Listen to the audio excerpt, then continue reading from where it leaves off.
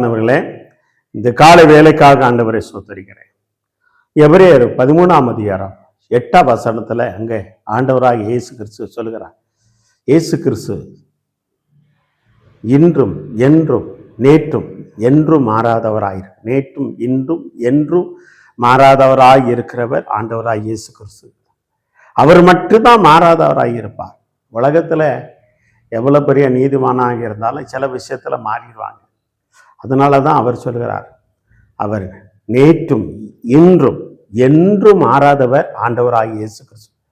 வானத்தையும் பூமியை படைத்த ஜீவனுள்ள தேவன், உங்களுக்காக ஜீவனை கொடுத்த தேவன், ஜீவனை இரத்தத்தை கொடுத்து மீட்ட ஒரே ஒரு ஆளு மாறாதவராய் இருக்குன்னா அவர் தான் ஆண்டவராய் இயேசு கிறிஸ்து. அதான் சொல்லுகிறார், இயேசு கிறிஸ்து நேற்றும் இன்றும் என்றும் மாறாது. அந்த 13 எபிரேயர் 8 நீங்க வாசித்து பார்க்கலாம். எனக்கு அருமையான தேவனுடைய பிள்ளைகளை, நம்ம அநேக நேரம் மாறி விடுவோம். என்ன, கணவனுக்கு கொடுத்த வாக்குகளில் மாறிடுவோம், மனைவி கொடுத்த வாக்கள், பிள்ளைகள் பெற்றோர் கொடுத்த வாக்குகளில் மாறிடுவோம், அங்கே வேலை செய்கிற இடத்துல எஜமானு கொடுத்த வாக்கு மாறிடுவோம், ஊழியத்தில் கொடுத்த வாக்கு மாறிடுவோம்.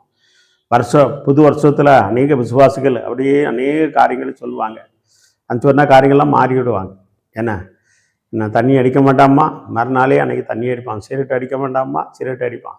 கெட்ட வார்த்தை பேசக்கூடாது, கெட்ட வார்த்தை போய் பேசக்கூடாதுன்னா போய் பேசுவான். ஆனால் மாறிடுவான். மனுஷன் எப்போ மாறுறான்னு சொல்லலாம். ஆனால் வேத வசனம் சொல்லுகிறது, அவர் மனம் மாற மனுஷன் அல்ல. அப்போ என்ன தெரியுது, மனுஷன் மனம் மாறிடுவான் அப்படிங்கிறது தான் தெரியுது. ஆதாம் ஏவாள்கிட்ட சொன்னா இதை சாப்பிடாதங்க அப்படின்னா அவன் மாறிட்டான்ல, மாறிடுவான். மனுஷனுடைய சுபாவம் அப்படி.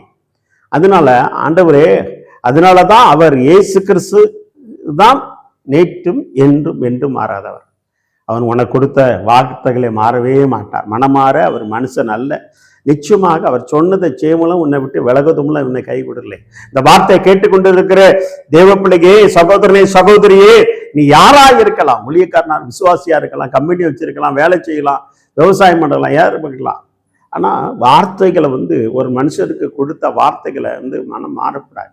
கரெக்டா இருக்கும். தேவனுக்கு அநேக வார்த்தையும் சொல்லிடுவாங்க, ஆனா மாறக்கூடாது. நீங்க அந்த மனம் மாறாம என்ன இருக்கும்போது நிச்சயமாக தேவன் என்ன பண்ணுவார்னா பெரிய காரியங்களை செய்வார். மனமாற அவர் மனுஷன் அல்ல என்றுதான் ஆண்டவர் சொல்லுகிறார். அதனால நீங்க தேவ சமூகத்துல இயேசு கிறிஸ்து மட்டும்தான் நேற்று என்று மாறாதவர் என்று சொல்லி அறிந்து அவருடைய கரத்துல நம்ம ஒப்பு கொடுப்போம். கர்த்தர் என்ன பண்ணுவார், பெரிய காரியங்களை செய்வார். இதுவரைக்கும் நீங்க மனம் மாறி இருந்தீங்கன்னா ஆண்டவர்கிட்ட சொல்லுங்க, ஆண்டவரே நான் இனி மனம் மாற மாட்டேன், இனி மனம் மாற மாட்டேன், ஆண்டவரே சென்று சொல்லுங்க. ஆண்டவர் கொடுத்த வார்த்தைகளை மனம் மாறாம இருக்கணும்.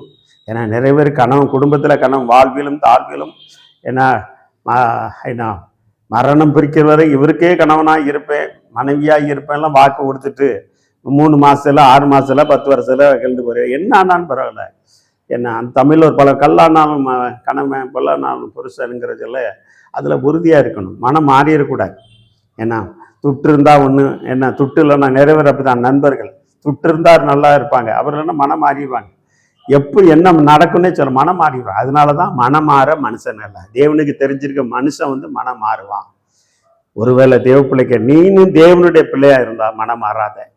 ஆண்டவருடைய கருத்துல, ஆண்டவரே நான் கொடுத்த வாக்கு மனம் மாறக்கூடாது, அதுல கடைபிடிக்கணும்னு சொல்லி தேவ சமூகத்துல கேட்கும் போது இயேசு கிறிஸ்து நேற்றும் என்றும் நேற்றும் இன்றும் என்றும் மாறாதவராயிருக்கிறார். நீனும் அவருடைய பிள்ளைகள் என்றா மனம் மாறாதபடி இருந்து அவருடைய வார்த்தைக்கு செவிசாயி அப்போது இயேசு கிறிஸ்து தாமே உங்களை வழிநடத்தி உங்களை ஆசீர்வதிப்பாராக. ஆமென். கண்களை மூடி ஜெபம் செய்வோம். நல்ல ஆண்டவரே சோத்திரனப்பா, அந்த வார்த்தைக்காக சோத்திரனப்பா. நேற்றும் என்றும் என்றும் மாறாதவராக இயேசு கிறிஸ்து இருக்கிறவரே, அதே போல நாங்கள் வாழ எங்களுக்கு உதவி செய்யுங்க, வலுவாதபடி காத்துக்கொள்ளுங்க.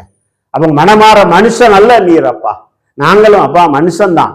ஆனா உங்களுடைய வார்த்தைக்கு நாங்கள் செவி சாய்க்கும் போது மனம் மாறாம உங்களுடைய வார்த்தைக்கு நாங்கள் செவி சாய்க்க நீங்க எங்களுக்கு உதவி செய்யும், வலுவாதபடி பாதுகாப்பு. எங்களோடு கூட பேசினதுக்காக சோத்திரம். உங்களுடைய நாமம் மட்டும் மகிமைப்படட்டும். இயேசுவின் நாமத்தினாலே ஜெயமெடுக்கிறோம் நல்ல தந்தையே. ஆமீன், ஆமீன், ஆமீன். God bless you. இயேசு கிறிஸ்து போல வாழணும்னு நினைங்க, அவர் உங்களுக்கு உதவி செய்வார். God bless you. ஆமீன்.